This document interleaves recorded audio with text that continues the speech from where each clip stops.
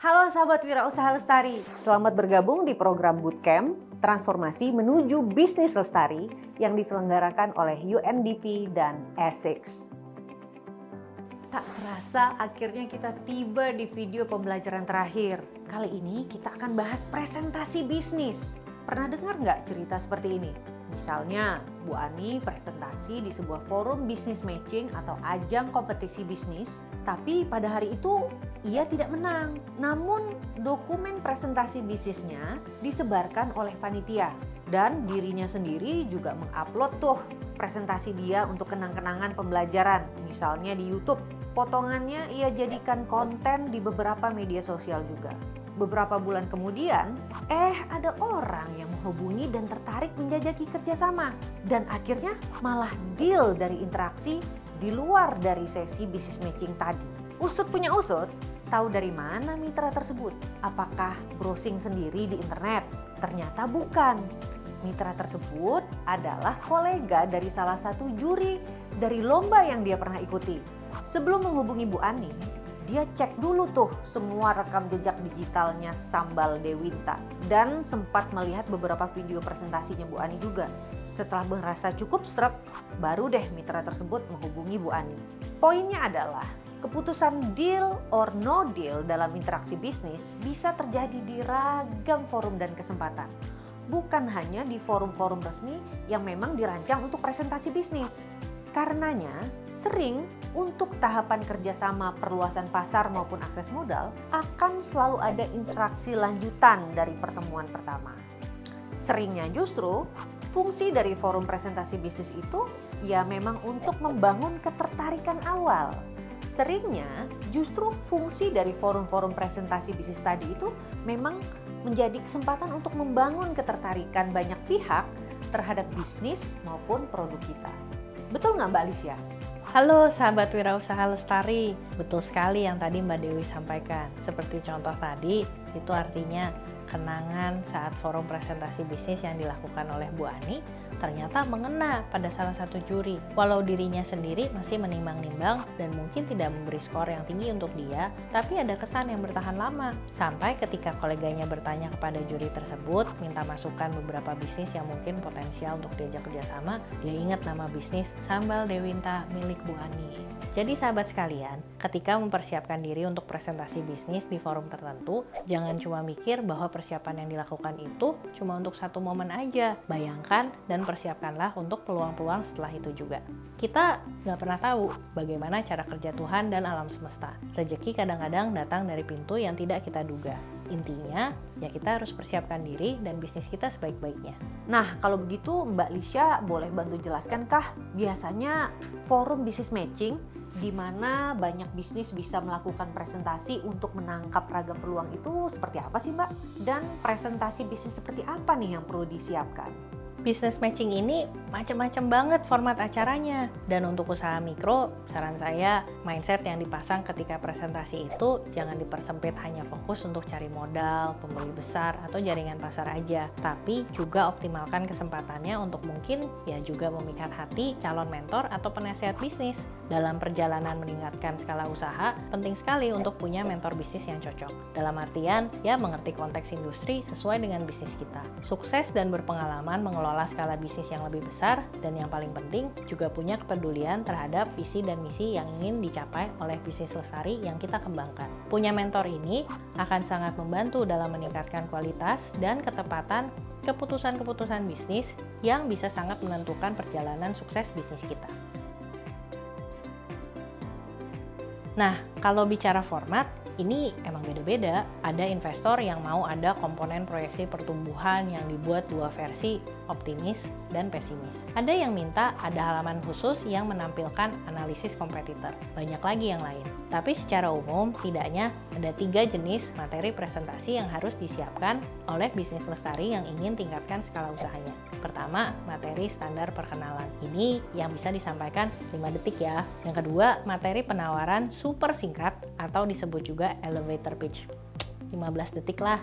Yang ketiga, materi presentasi business matching. Kurang lebih 3 menit. Ini yang sangat penting dipersiapkan untuk memancing pertemuan diskusi berikutnya. Nah, kalau dapat forum tersebut, baru deh siapkan materi presentasi 10-15 menit. Kalau Mbak Dewi berkenalan dengan orang baru, biasanya gimana? Oh, biasanya begini.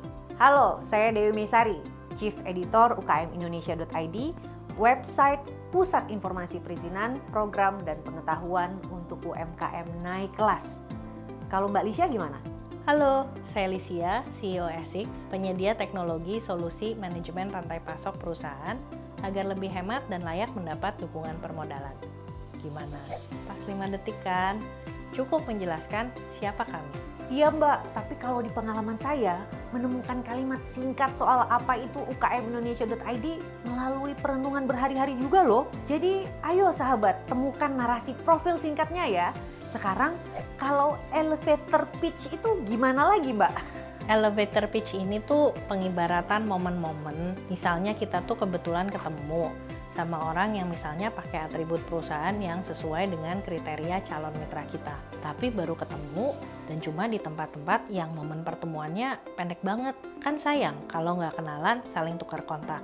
Contohnya misalnya ya, saya di lift sebuah gedung perkantoran, dari lobi mau naik ke lantai 20, lalu ketemu orang pakai name tag yang tulisannya Supply Chain Manager PT Mahoni Kayu Sejahtera. Kalau saya nilai, dia cocok jadi kandidat klien yang akan saya dekati.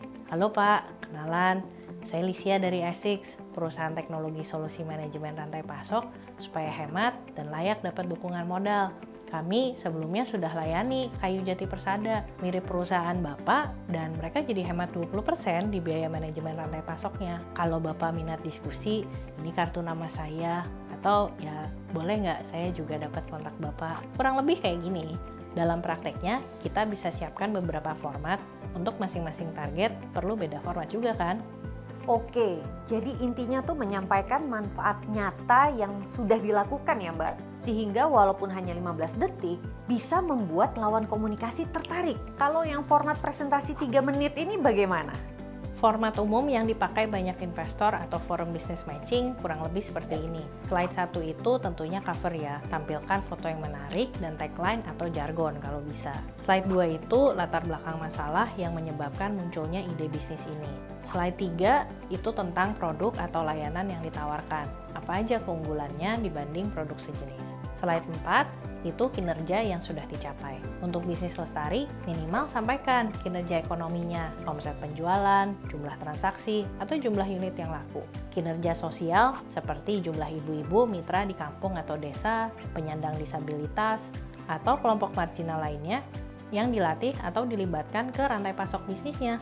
Kinerja lingkungan, jumlah kilogram sampah yang sudah diolah kembali, sampah plastik yang dikurangi, atau penghematan energi atau air yang sudah dilakukan. Slide 5 itu rencana ke depan, bisnisnya mau berkembang sebesar apa 2-3 tahun ke depan. Slide 6 itu bentuk dukungan kerjasama yang diperlukan, apakah mentor, modal, akses pasar, teknologi, dan yang lainnya. Pastikan setiap halaman bisa disampaikan hanya dalam 30-40 detik ya. Semangat! Terima kasih Mbak Lisha. Ingat ya sahabat, Allah bisa karena biasa. Setelah dibuat, jangan lupa latihan untuk cek durasinya.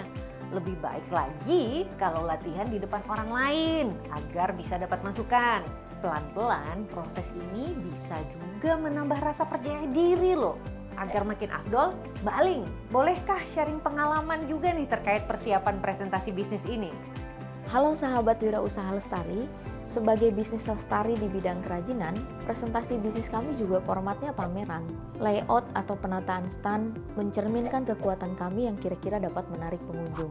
Kekuatan pertama adalah penampilan produk. Jadi, penataan stand wajib membuat produk terlihat outstanding dan berkelas. Kekuatan kedua adalah proses pembuatan produknya. Semakin berkesan rumit pembuatannya, maka semakin tinggi pride produknya. Untuk meningkatkan apresiasi pengunjung terhadap produk, pengunjung dapat melihat dan mencoba demonstrasi menganyam. Kekuatan ketiga adalah story produk. Perjuangan panjang para pengrajin melahirkan karya terceritakan dalam berbagai display foto yang inspiratif. Kekuatan keempat adalah kalkulasi bisnis yang negotiable. Sediakan ruang diskusi bisnis yang cukup nyaman agar calon buyer atau mitra dapat terlayani dengan baik manakala masuk ke tahap negosiasi bisnis. Pembagian SDM juga penting saat pameran berlangsung. Layer pertama adalah greeting, orang yang menyapa semua pengunjung di depan. Layer kedua adalah stand guide, orang yang memandu di dalam stand, termasuk memfasilitasi bila ada unsur experience yang disajikan. Layer ketiga adalah negosiator bisnis, orang kunci yang melayani calon buyer atau mitra yang serius ingin bekerja sama. Jadi, tidak semua pengunjung sampai di tahap transaksi atau negosiasi, tapi seluruh pengunjung wajib terinspirasi sehingga makin banyak dukungan terhadap bisnis lestari. Makasih Mbak Aling. Nah, kalau dibuat jadi daftar amunisi presentasi untuk pameran, apa saja tuh Mbak isinya? Profil usaha, brosur katalog produk, beberapa kartu ucapan untuk gimmick, dan tentunya banner foto-foto proses produksi kami bersama ibu-ibu mitra.